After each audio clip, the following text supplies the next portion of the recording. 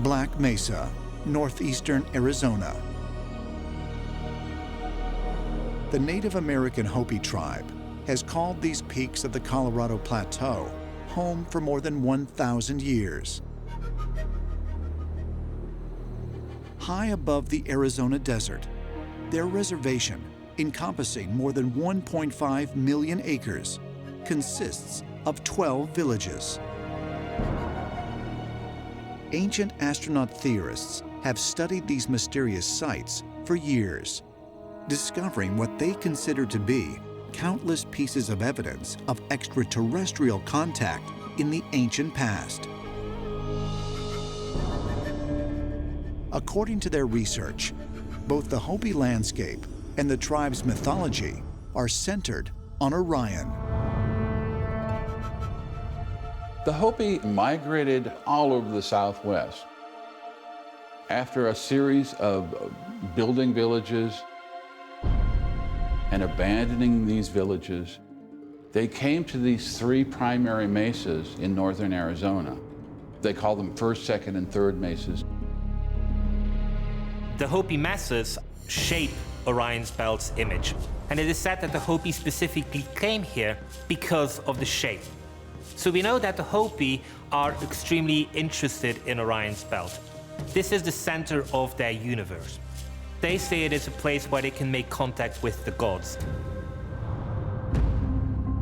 According to some researchers, not only do the three mesas represent the stars in Orion's belt, but when connected to other Hopi landmarks throughout the Southwest, the collective sites map the entire body of the Orion constellation.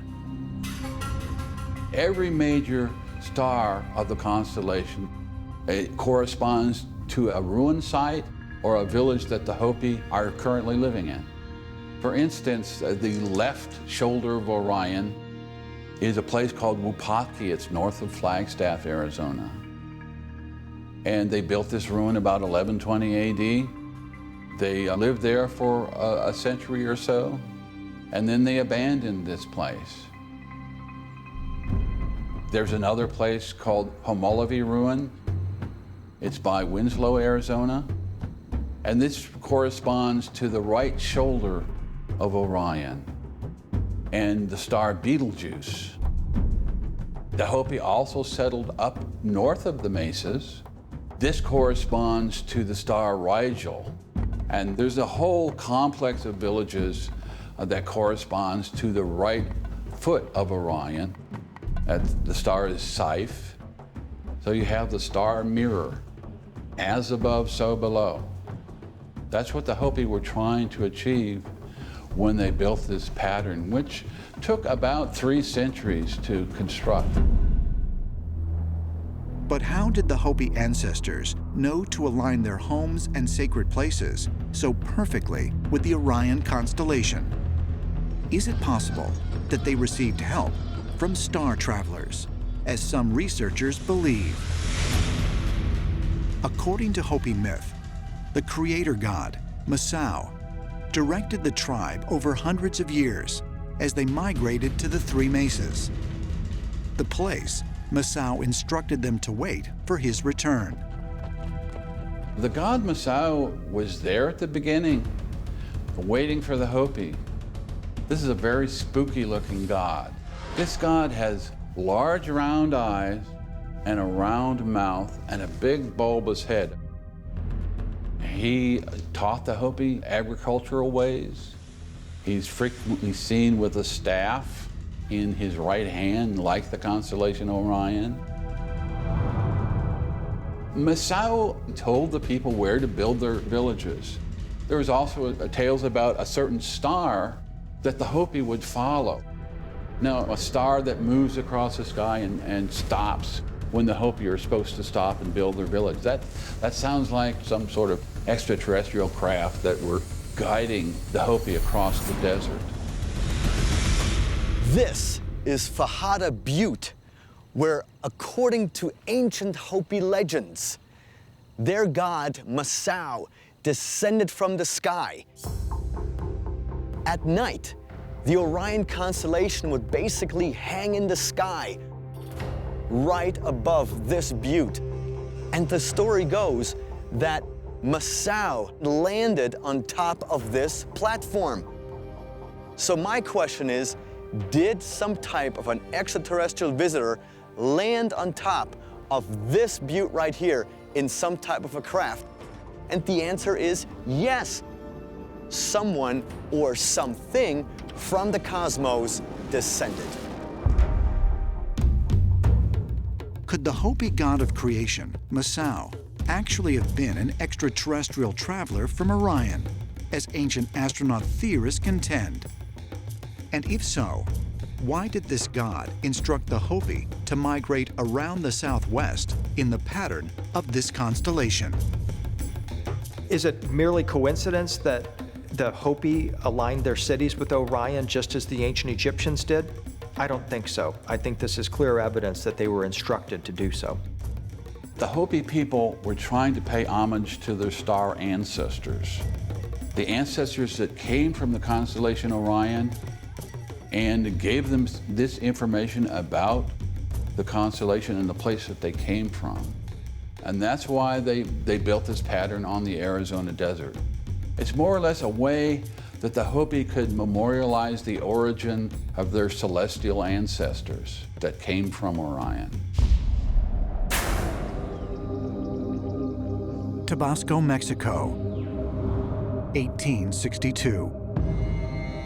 Prospectors drilling for oil unearth a colossal stone head weighing more than 20 tons. 50 years later, 16 more heads are discovered, each with a unique face and not characteristic of the indigenous people. These gigantic heads are believed to have been carved by a mysterious ancient culture known as the Olmecs. But even more mysterious, perhaps, is that each appears to be wearing some sort of helmet. The mother culture of Central America was the Olmecs. In old images made by the Olmecs, we can see helmeted beings dressed in overalls ascending. They have wings, and they have microphones almost in front of their mouths. Are these the heads of rulers or priests? Or were they maybe aliens that they wanted to portray? Could these giant Olmec heads be depictions of visitors from another planet?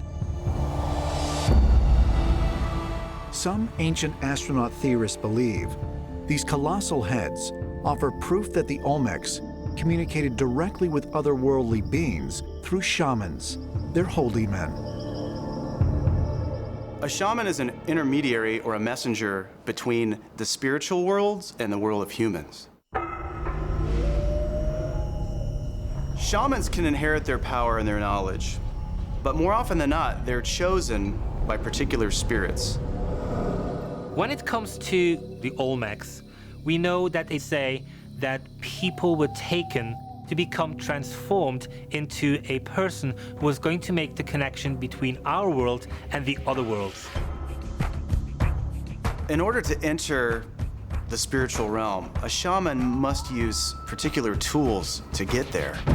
Musical instruments like drums or rattles aid the shaman in his or her communications with that world. Like the Olmecs, many ancient cultures throughout the centuries have believed shamans could communicate with otherworldly beings. But what exactly were these beings? Were they really gods? Or were they, perhaps, extraterrestrials? There are star ancestors. We call them the Macavians. That's a Cherokee word, and so they are the ones that come from another world. Similar to Hindus, Buddhists, and even the ancient Egyptians, many Native American tribes claim to communicate with their gods by means of telepathy. Telepathy is basically one of the communications that is practiced with many spiritual people. Feathers work as antennas, and they bring in a message at times when it's necessary. Well, there's basically three things: chanting, drums, and song. What it is that you're going into a frequency and harmony to actually talk directly with those beings that are of supernatural. In the area of Horseshoe Canyon, Utah, graphic depictions called petroglyphs can be found of ancient Native American shamans and the otherworldly creatures they claim to communicate with. Well, here we have a classic shaman with the hourglass figure, feet pointed outward, arms which have bird's feet at the end, which signify spirituality. And it's got the horns with the fringes coming out. One of these petroglyphs, called the Ghost Panel, depicts 9-foot-tall figures conducting what some believe is an actual encounter between shamans and star beings. Looks like a group of figures surrounding or standing or hovering around a central ghost-like figure, which is called the Holy Ghost. If you look at the head of the Holy Ghost, you'll see his two eyes in the front of his face, but if you look to the left, you'll see the side of his head. This is a device which you do not see in any prehistoric art. And this motif is one of the reasons why I feel that this represents an event. The Hebrew Bible. In it, the book of Genesis describes how God created the first two humans, Adam and Eve, in the Garden of Eden, and told them to go forth and multiply. For centuries, scientists and theologians have debated whether this story of the creation of man was mere myth or historical fact. The Torah mentions that humanity is made out of the dust of the earth and that God breathed life into this to make us animated. Here is the breath of soul, the breath of vitality, the divine breath, which suggests that the spark, the life force that makes a human body tick, is divine in its nature. In 1987, scholarly disagreements over the origin of man intensified, with the discovery that the genetic lineage of every living person could be traced back to a single woman who once lived in Africa. It's pretty well established by now, particularly from the molecular, the DNA record, that Homo sapiens did originate at one place in Africa, and after having become fully modern in the sense of intellectually modern, spread out to occupy Europe, to occupy Eastern Asia, and the Old World in general. It's sometimes called the Eve model, not meaning that we're all descended from the same woman, but it does mean that there was a woman in that early human population migrating out of Africa who was the only female who ultimately left her genes in every modern person. But is it possible that mainstream science and the book of Genesis are both pointing to the same moment in ancient time when modern man first appeared on Earth? The myth of Adam and Eve, I think, is not a myth. I think it's a true story. I think Adam and Eve were on this planet. They were the first human beings that we know of, and they helped populate this planet. What is the Garden of Eden? I think it just happened to be the area that the genetically manipulated human being, Adam and Eve, were placed. That's where they lived. That's where they started to breed, and that's where the populations of the planet started to grow. If Adam and Eve actually had existed, as described in the Hebrew Bible, might this also mean that a serpent really did tempt them to eat from the tree of knowledge? And if so, might this account have been an effort to describe the sudden awakening of the modern human mind, when man first became an intelligent being? In the Bible, it says that if you eat from this tree, you will be like God. Satan, in the form of a snake, tempts Adam and Eve and promises them that they will be like God. The knowledge that Adam and Eve acquire, as well as humanity in general, gives man the ability to eventually carry out genetic manipulations. So what was this tree of knowledge? Is the tree of knowledge, in fact, the helical DNA sequencing in our own bodies that was genetically engineered by extraterrestrials 50,000 years ago so that we would have the abilities that we have today? In my mind, it's our DNA itself that is the tree of knowledge. But why was this suddenly a bad thing? It would seem that the aliens, some of them wanted us to have this knowledge, to be like the gods. But others said, no, no, man is not to have all of this knowledge. This is also the same story of the Greek god Prometheus, who, against the orders of the other gods, comes down to earth and gives mankind the knowledge of fire. But because of this gift to mankind, he himself, as a god, is like Satan. He's banished from the earth. And why? Because he helped mankind to have greater knowledge.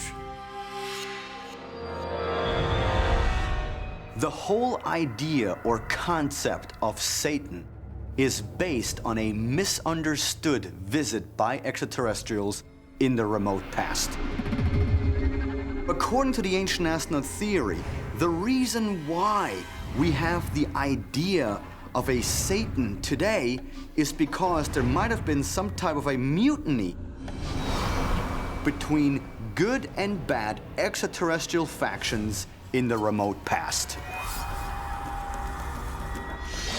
And so the mutineers were cast out by the commander, and they became known as the evil, fallen angels, which they never were. The Southeast Pacific Ocean. Rapa Nui, or Easter Island as it has become known, is one of the most remote places on the planet.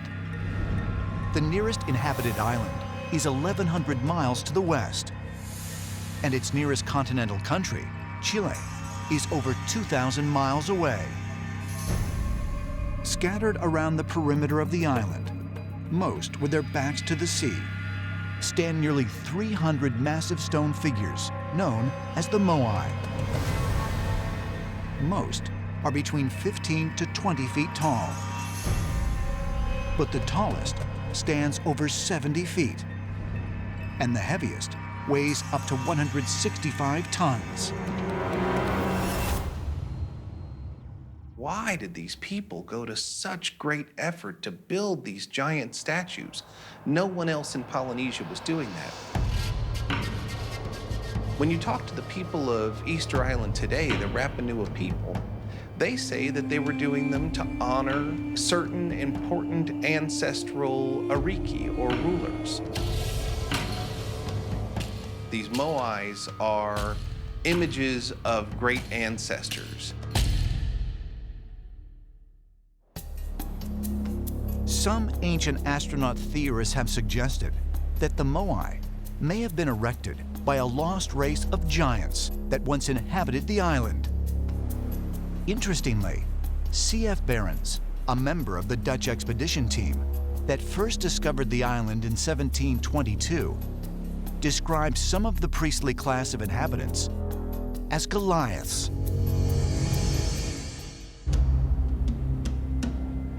C.F. Barron reported that he saw giant people. Someone had rowed up to their boat that was some 15 foot tall. He really made a big deal of these giants on the island. When the first explorers landed on Easter Island, what they found was that there were two types of people there. There were the short ears and the long ears. And the long ears were often described as giants, and they were a different race from the short ears. Presumably, they had these very, very long ears and earlobes. And they were the priestly caste. They were directing the creation and the movement of these statues around the island. They were said to be so tall that each of the crew could walk under the legs of these giants. The sheer size of the megaliths on Easter Island do suggest they were made by giants. There are legends all around the world linked with megalithic sites, which may give some clarity on who and how they actually built these sites.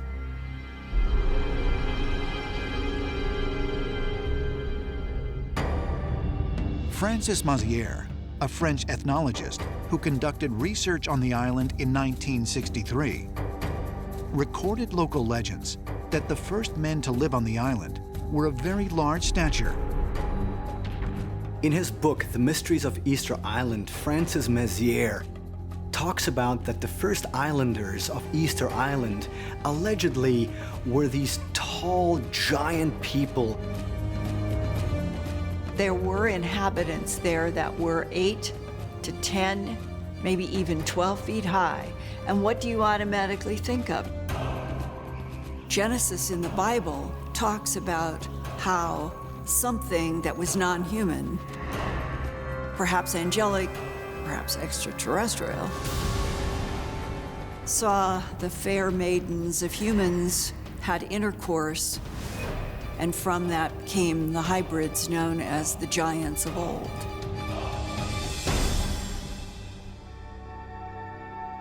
Is it possible that the accounts of giants on Earth are in fact true, as ancient astronaut theorists suggest? Did the remnants of this lost race continue to exist on Easter Island? And if so, just what happened to these beings? Up to 15,000 people lived on Easter Island prior to its Western discovery. But only 52 years later, explorer James Cook described a site of mass devastation, with nearly all of the Moai statues toppled over, and only about 700 inhabitants left on the island. And no mention of giants. Something seems to have happened at Easter Island that decreased the population seriously. And it seems that a number of people either died off, left, or something happened to them. Some ancient astronaut theorists propose that evidence left at the site may point to a more intriguing theory regarding their disappearance. Archaeologists found unfinished moai left at the quarry and tools scattered around, as if the work had been suddenly abandoned. We don't know why they would have stopped this, and even what happened exactly to the priestly caste of giants who was overseeing all of this work. Suddenly, these people just vanished, all the work stopped. The issue that keeps coming up about Easter Island was this a genetic experiment where non-humans would use islands, high mountains, peninsulas, so that there would not be interference with or contamination of their experiments. Maybe that's why they were transferred out.